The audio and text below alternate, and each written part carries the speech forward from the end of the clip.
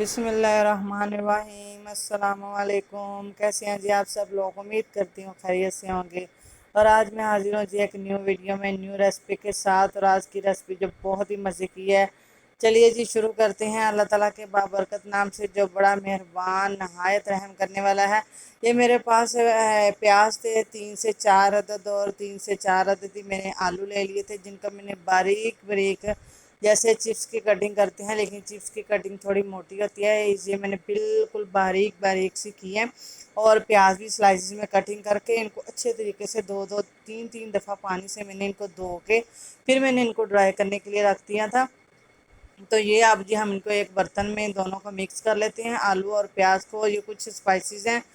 ये मेरे पास है जी 1 चम्मच रेड मिर्चों का पाउडर, हाफ चम्मच मेरे पास चिली फ्लेक्स, और 1.5 चम्मच मेरे पास सूखा धनिया, हाफ चम्मच ज़ीरा, और एक चुटकी अजवाइन, हाफ चम्मच मेरे पास वो था चाट मसाला, और हाफ चम्मच मेरे पास नमक है, और हाफ चम्मच मेरे पास हल्दी है। नमक हम अपने टेस्ट के हिसाब से भी शामिल कर सकते हैं। और एक मेरे पास हाफ प्याली मेरे पास ये सब्ज़ धनिया था कटिंग किया हुआ। 5 से 6 अदद मेरे पास ये सब्ज़ मिर्चें थी, इनको मैंने कटिंग कर लिया था। सब्ज़ मिर्चों का टेस्ट इसमें बहुत ही अच्छा आता है और खूबसूरत भी लगता है, खुशबूदार भी इतनी है। और मैंने ये 2 प्यालियाँ मैंने बेसन ले लिया है। बेसन को सबसे पहले आप लोगों ने अच्छे तरीके से छान लेना है। जैसा कि आप लोगों को पता है आजकल बरसात का मौसम चल रहा है, तो बेसन बिल्कुल भी अच्छा नहीं मिल रहा, इसलिए हमें पहले उसको छान लेना चाहिए, ताकि उसमें कोई कीड़े वगैरह तो नहीं पड़े हुए या कुछ इस तरह की चीज़ तो नहीं है। वो हमने छान के फिर यूज़ करना है। वो मैंने ये डाल के इसको अच्छे तरीके के साथ स्पाइसेस के साथ मिक्स कर लेना है। और फिर मैंने थोड़ा थोड़ा पानी डाल के इसको जी अच्छे तरीके से मिक्स कर लिया है, ताकि इनको ज़्यादा पतला नहीं करना, और बस थिक थिक सा हम लोगों ने इसे रखना है। जैसा कि आप लोगों को पता ही है बरसात का मौसम है, और बरसात के मौसम में ये ना हो बेसन वाले नान और फ्राई किए हुए, तो यकीन जानिए मज़ा ही नहीं आता। जैसे ही बादल आते हैं और बारिश का मौसम होने लगता है, तो कुछ इस तरह की चीज़ खाने को मन हो जाता है, तो फ़ौरन घर में पड़ी हुई चीज़ों को निकालें और तैयार करें, और पकड़ें जी नान, और इनको करें फ्राई और मज़े लें। टी स्नैक्स टी के साथ हम लोग करें, वैसे भी हम लोग चटनी के साथ रायते के साथ इनको खा सकते हैं, बहुत ही मज़े के लगते हैं ये बरसात के मौसम में। और ये देखिए जी मैंने नान ले लिया है एक, इसको मैंने सारे बैटर के ऊपर रख दिया। सारे बैटर के ऊपर मैंने इसलिए रखा है, इसकी एक रीज़न ये भी है कि जो नीचे वाली साइड है उसको भी बेसन जो है वो हमारा अच्छे तरीके से लग जाएगा। अगर मैं इसको किसी प्लेट में रख के इसके ऊपर ये बैटर लगाती, तो नीचे से वो बेसन वगैरह जो है ना वो नीचे वाली साइड पे नहीं लगना था, वो लगाना थोड़ा मुश्किल हो जाना था, क्योंकि ऊपर वाली साइड पे बैटर जो है वो हमारा गिर जाता है। तो इसलिए मैंने बैटर के ऊपर रख लिया, ताकि नीचे वाली साइड से भी अच्छे तरीके से उसको बेसन लग जाए, और ये बहुत ही क्रिस्पी और मज़ेदार बन जाएगा।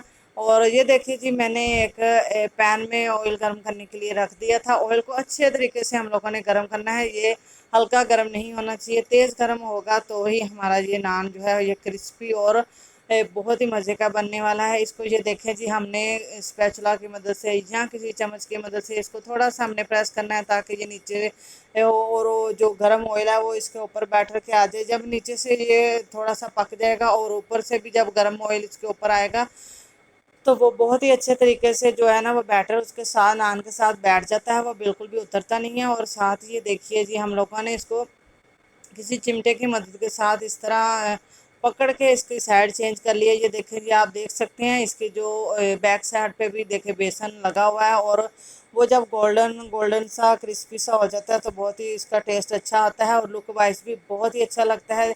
अगर हम इसको प्लेट में रख के लगाएं तो उस तरह का वो पीछे से बिल्कुल नहीं बेसन लगता, और जब हम बाज़ार वगैरह से ख़रीदते हैं तो वो पीछे से नहीं लगा होता, बस जस्ट एक साइड से ही लगा होता है, तो वो भी इतना टेस्टी नहीं लगता जितना हमें घरों में तैयार की हुई चीज़ें जो है वो अच्छी और मज़े की लगती हैं। ये देखिए जी इसको बिल्कुल हम पिज़्ज़ा भी कह सकते हैं। माशाल्लाह माशाल्लाह देखिए जी कितनी अच्छी लुक बन के आई है, कितनी गोल्डन सा इसका कलर है, बहुत ही खूबसूरत लग रहा है। आप लोग इस रेसिपी को ज़रूर ट्राई कीजिएगा।